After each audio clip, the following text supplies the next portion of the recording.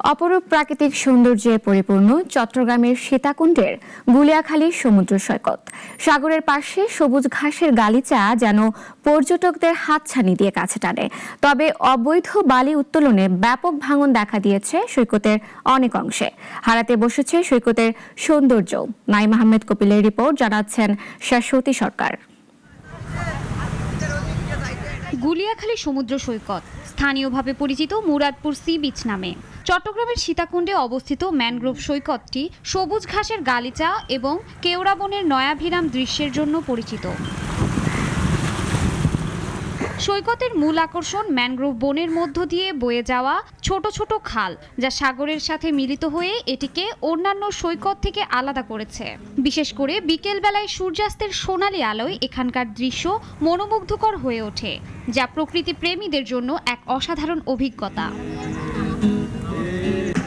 পর্যটন এলাকা হিসেবে এর খ্যাতি থাকলেও বর্তমানে নদীগর্ভে বিলীন হওয়ার পথে ভিন্ন এই অপরূপ সৈকতটি।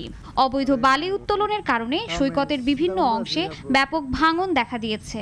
এতে সৌন্দর্য হারাতে বসেছে গুলিয়াখালী সৈকত। এছাড়াও অনুন্নত যোগাযোগ ব্যবস্থা এবং নিরাপত্তাহীনতার কারণে পর্যটকদের মাঝে জনপ্রিয়তা কমেছে এর। সাগর থেকে অবৈধ কিছু দুষ্কৃতিকারী সাগর থেকে অবৈধ বালু তোলার ফলে এই বীজটা দিন দিন নদীগর্ভে বিলীন হয়ে যাচ্ছে। এই পথটা আসলে অত্যন্ত কাদাযুক্ত একটা রাস্তা, এখান দিয়ে আসতে খুবই কষ্টজনক।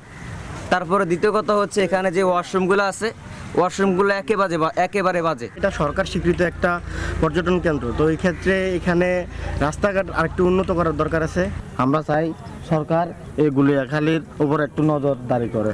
আগে মানুষজন হইতো, এখন দেখি মানুষজন কম, আর এখানে রাস্তাঘাটের পরিস্থিতিও ভালো না, খুবই খারাপ। সৈকতটি সংস্কার, অবৈধ বালু উত্তোলন বন্ধে সরকারি পদক্ষেপের কথা জানালেন উপজেলা নির্বাহী অফিসার।